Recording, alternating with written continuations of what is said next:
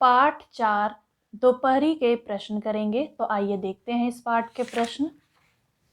पहला प्रश्न है कविता में से, गर्मी का वृक्षों पर क्या प्रभाव पड़ा?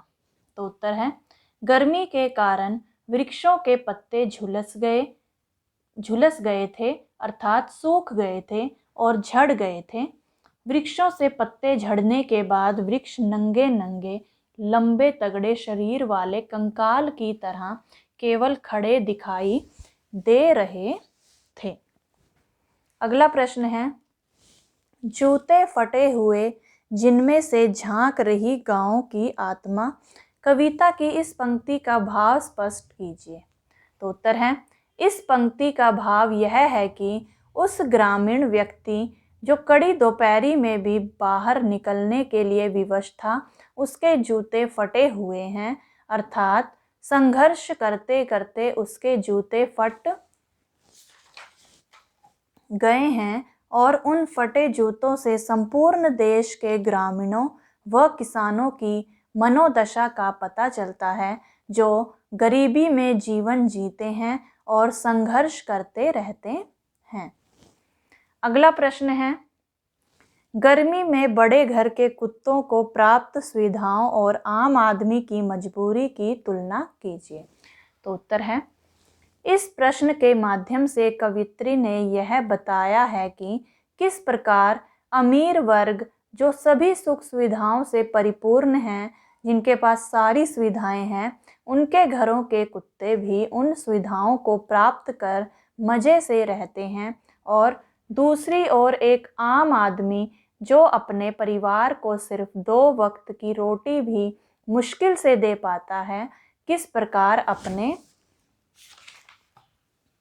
कठिन संघर्ष से अपनी जिम्मेवारियों को पूरा करने के लिए कड़ी दोपहरी में भी घर से बाहर निकलने के लिए विवश है।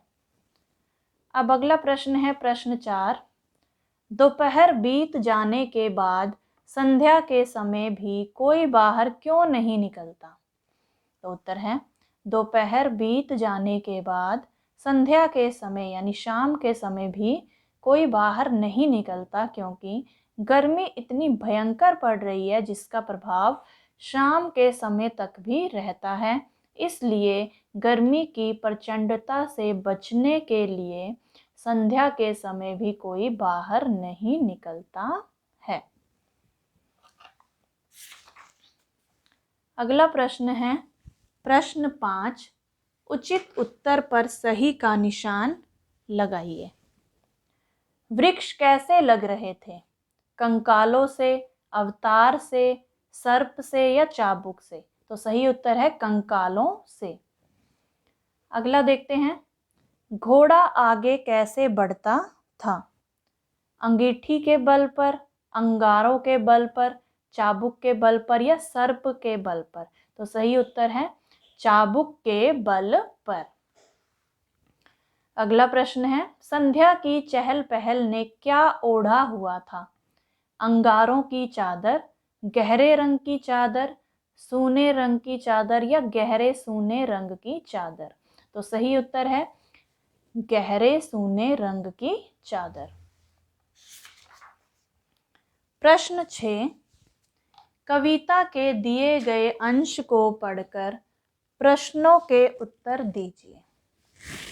कभी एक ग्रामीण धरे कंधे पर लाठी, सुख दुख की मोटी सी गठरी, लिए पीठ पर भारी, जूते फटे हुए जिनमें से झांक रही गांव की आत्मा, जिंदा रहने के कठिन जतन में, पांव बढ़ाए आगे जाता, घर की खपरेलों के नीचे, चिड़िया भी 2-4 चोंच खोल उड़ती छिपती थी, खुले हुए आंगन में फैली कड़ी धूप से।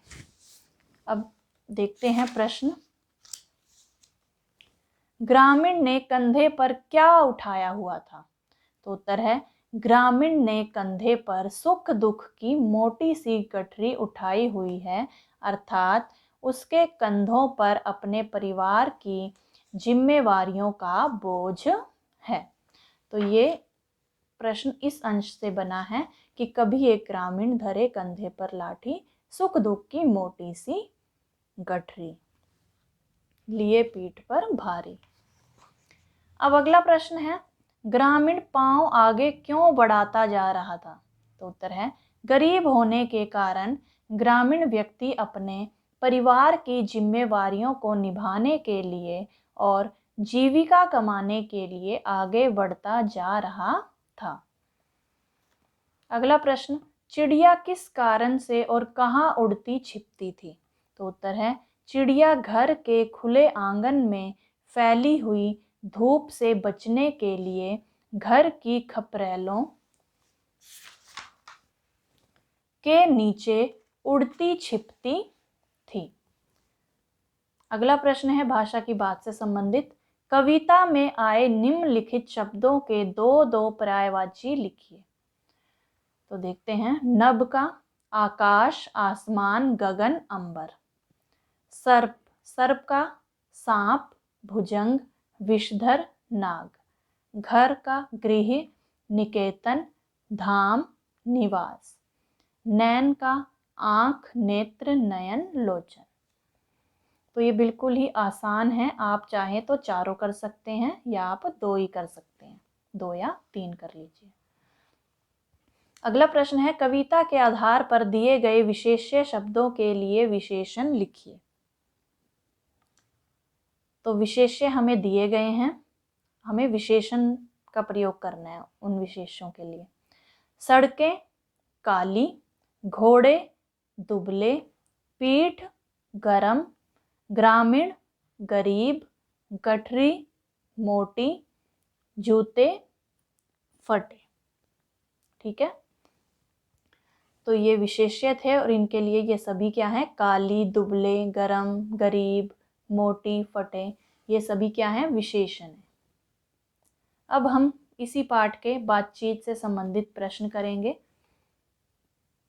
तो आइए देखते हैं, घोड़ा दोपहरी में भी आगे बढ़ने के लिए क्यों मजबूर था? तो उत्तर है, घोड़ा दोपहरी में भी आगे बढ़ने के लिए मजबूर था क्योंकि उसकी पीठ पर चाबुक की मार पड़ रही थी जो उस प्रचंड गर्मी से कहीं अधिक पीड़ादायक थी। अब अगला प्रश्न है, गर्मी की छुट्टियों में दोपहर के समय आप क्या करते हैं? कक्षा में चर्चा कीजिए। तो उत्तर है, गर्मी की छुट्टियों में मैं देर तक ठंडे पानी से नहाती हूँ और चित्र बनाना, किताबें पढ़ना, आइसक्रीम खाना या ठंडे पेय पदार्थ पीना आदि कार्य करती हूँ।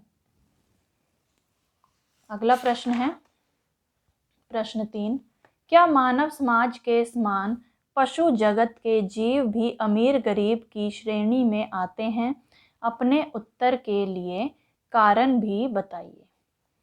जी हाँ, मानव समाज के समान पशु जगत के जीव भी अमीर गरीब की श्रेणी में आते हैं क्योंकि अधिकतर यह देखा गया है कि जिन पशुओं को घरों में पाला जाता है उसके मालिक के पास अधिक धन होता है और इस वजह से वे भी अमीर की श्रेणी में आ जाते हैं। प्रश्न 4, कविता दोपहरी के किस अंश ने आपको प्रभावित किया और क्यों?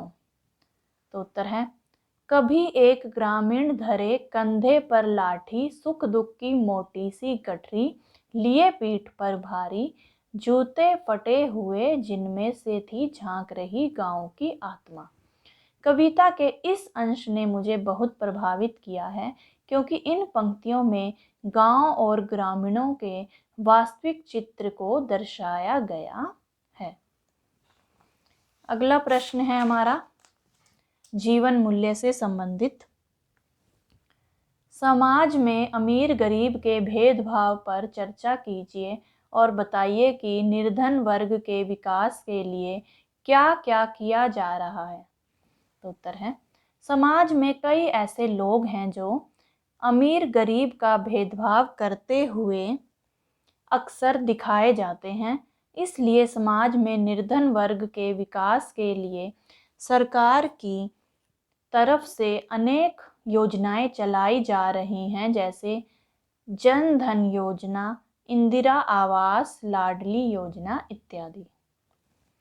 अगला प्रश्न, मनुष्य को जीवन में सुख के साथ कठिन परिस्थितियों का सामना भी करना पड़ता है। ऐसी कठिन परिस्थितियों में मनुष्य को क्या करना चाहिए? तो उत्तर है, सुख दुख मनुष्य के जीवन के दो पहलू हैं। सुख में मनुष्य को आनंद की प्राप्ति होती है और दुख के समय में मनुष्य विचलित हो जाता है।